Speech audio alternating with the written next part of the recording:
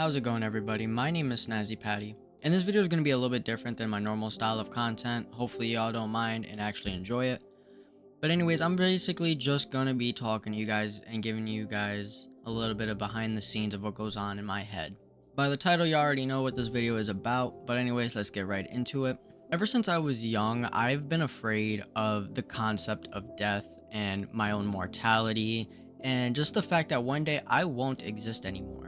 And I've been dealing with that for pretty much all my life since I can remember, even before I truly understood what that even meant for me. The first instance in my life that I can think of when it comes to death is probably either my grandmother's or my uncle's funeral. I don't know which one came first, but they were both pretty early on in my life, before I was even like 7 years old. And I can remember being there, and I remember not necessarily having an understanding of what's going on. Like, I knew people were sad and that my uncle and my grandmother were no longer around, but I don't think I really understood what that meant because I wasn't sad myself. And as I got older, I started to feel guilty about that, but I've learned that as a kid, I feel like that's pretty normal. But when I was in 8th grade, I had a best friend of mine. His name was Jonathan. Rest in peace, his soul. He unfortunately decided to take his own life halfway through the year. And I remember after that, it really changed me, and it changed me entirely. It like sent me on a trajectory like of a different path. Like, my life, that was a fork in my life, and when him making that decision, not like I'm blaming him, but his decision impacted me to the point where I went one direction instead of the other direction. And this isn't necessarily related to my own fears or anything like that, but for a while I was mad at him, and for a while I blamed myself, and I couldn't understand why somebody would want to take their life in the first place, especially at such a young age, before we were even able to drive or go to prom, graduate, get our first job, anything like that. I mean, hell, we were still in middle school. Like, he was a baby.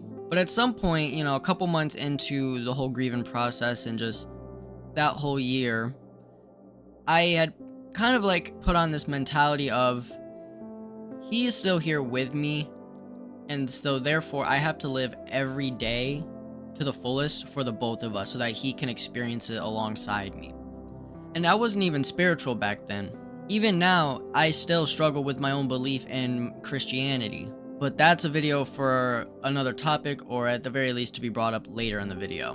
But anyways, Jonathan's death, my best friend at the time, his death really almost pretty much unlocked my consciousness. Like, I was already self-aware and stuff like that, but that really opened my mind to a bigger picture.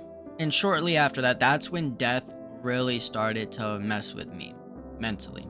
I would find myself laying up at night and just staying up and becoming more and more depressed and scaring myself more, thinking about and imagining what death would be like, how it's going to be like, what it would be like after I'm gone on Earth, and what afterlife is there, if there is any type of afterlife, if it's good, bad.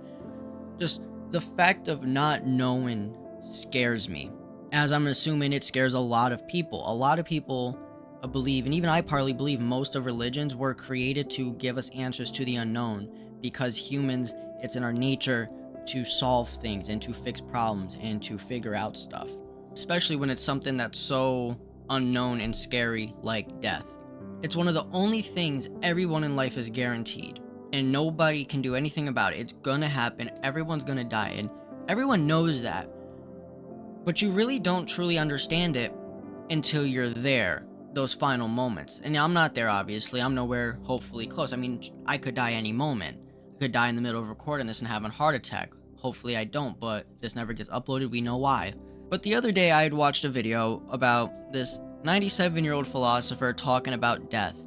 And that's what kind of really put me into the mood to make this video, because he had brought up some things that just in general had brought it back into my mind. Because recently, the last year, 2 years, few years, it hasn't been so much a problem mentally for me because I've been busy with being an adult and adjusting to being an adult, that I haven't had so much time to think about that. And also intentionally, I do that. I try to fill up so much of my time and space with doing anything but having to sit there in my own thoughts, because I guess I never learned how to deal with it or manage it. And so I just learned how to be busy to not confront that, because I think at the end of the day, what I'm more scared of than death is the confrontation of it, having to confront it. Because once you're there and having to confront it, there's no turning back, and whatever is gonna happen is gonna happen, and that's true no matter what. It's gonna be what it's gonna be, and nothing's gonna change the fact that when I do pass on, whatever's gonna happen has already been determined. It's going to happen. So in that essence, I shouldn't be as worried or as panicked as I am, but I am. I shouldn't be, because if there is an afterlife, I believe I've lived a pretty good morally life. I try to be the best person I can be.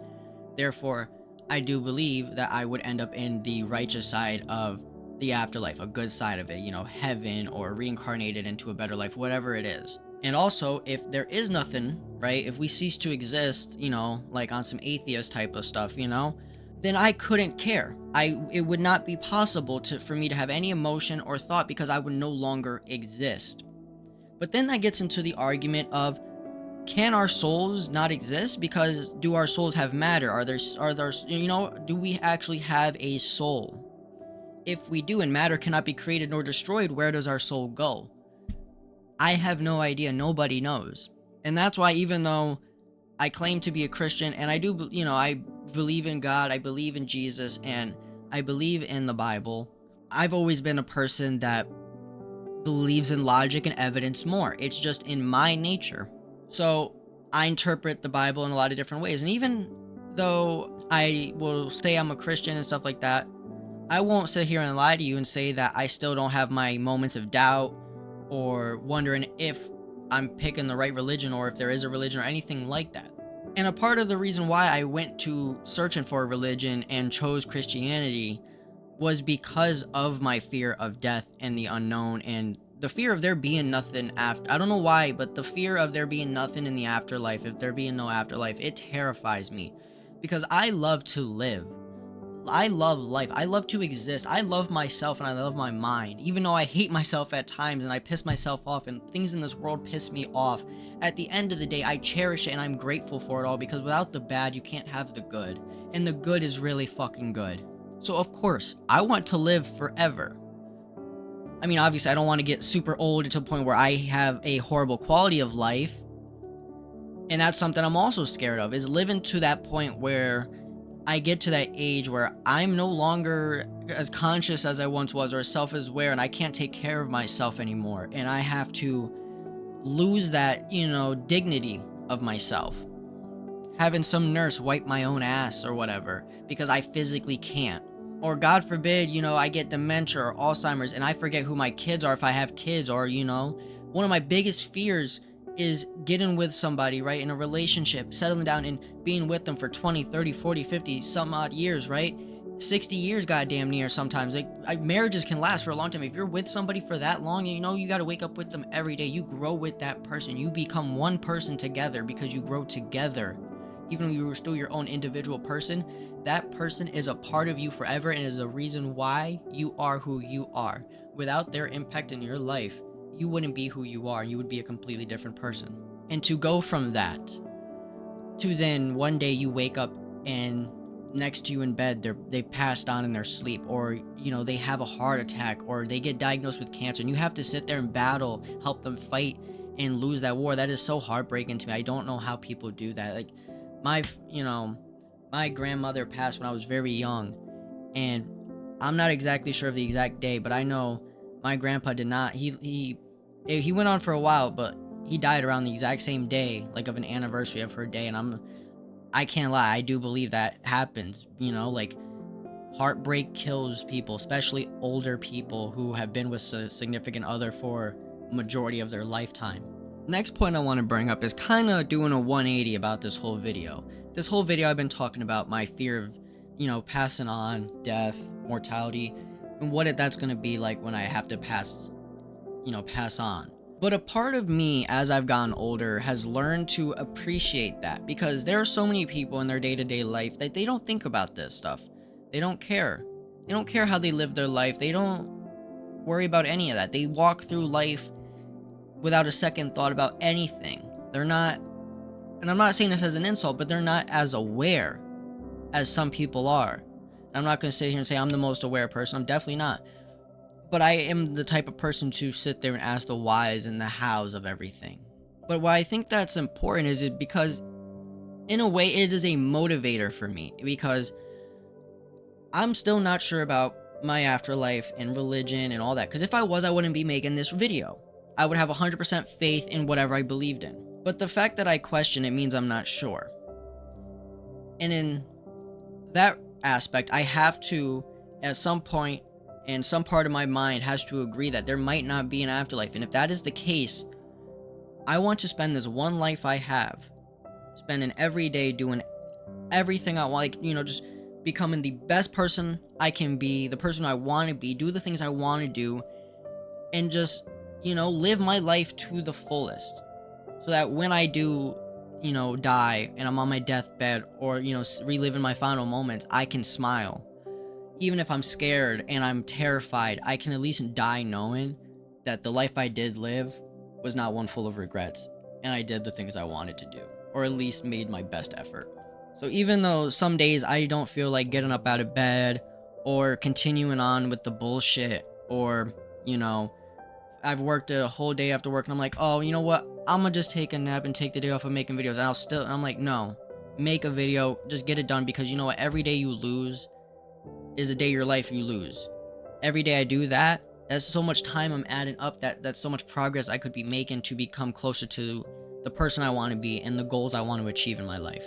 And death being a motivator for me is honestly a huge part of why I got into content creation and wanting to create things in general. I know I'm gonna die one day, and even if there is an afterlife, my life on this earth will one day be forgotten. I will no longer be remembered. The people who know me now will eventually pass on.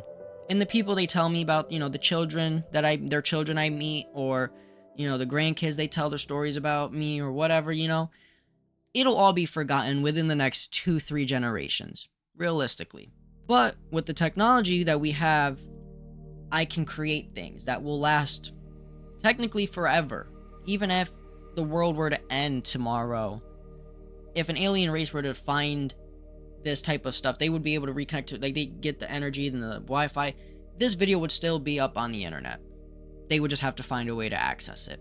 So this is my permanent legacy, and that's why I care so much about the content I make, and that's why sometimes it does take me a little bit to make content, even though it's not necessarily or anywhere close to the greatest content of all time. I try to make content that I enjoy and that I'm proud of and that I want to show off. And as time goes on and my money gets better and my situation gets better and I have more freedoms, all of that's going to improve, because I want to have a legacy that's remembered for longer than 2-3 generations. Because I know this is going to sound corny, but Coco, the movie, made me a believer in the final death. There's 2 deaths in that movie, I believe. And the first one is when you physically die. But the second one is when nobody remembers you anymore. And that's where you go on from the afterlife and then there's nothing. And in the slimmest possibility that that is true, like they just somehow guessed it, hopefully these videos and anything I create in the future, whether it's books or if I'm lucky enough to create my own short films like I want to do, or write books, podcasts, clothing, anything, because I am just a creator. I love to create things because my mind's just always thinking about stuff to create and I love to do it, but also for that legacy factor. And hopefully that legacy lasts for generations, more than 2 and 3 generations. But at the end of the day, if there's no afterlife, it shouldn't matter and I shouldn't care. Yet I do. But anyways, I have to go record some other content, so I will leave you with these final thoughts. Hopefully this video made sense, and if it didn't, I apologize. If you did somehow enjoy this and you want to see me make more videos like this, going into my, more in-depth personal thoughts and stuff like that, please let me know in the comments. I would love to make more videos like this. But in conclusion, I don't think that I am scared of death itself. It's gonna happen and it's inevitable, and I've accepted that. But I'm scared of the unknown still. The what ifs. What if there will be an afterlife? If there is an afterlife, what will it be like? I'm still scared of, even though there's no afterlife and I won't realize it because I will no longer exist, that still scares me. Because I don't want to no longer exist. I want to exist forever. But I think the deeper feeling I'm feeling, but I think deeper than all that is I'm scared to have to confront it. I'm terrified for that moment when I realize, the doctor tells me, you got 3 months to live. That is what scares me. I know that's a very specific circumstance, but that's just one example. I'm scared of that moment when I realize, oh shoot, it's coming. Because yes, I know I'm gonna die. But right now it still seems so distant, unless I sat here and thought about it.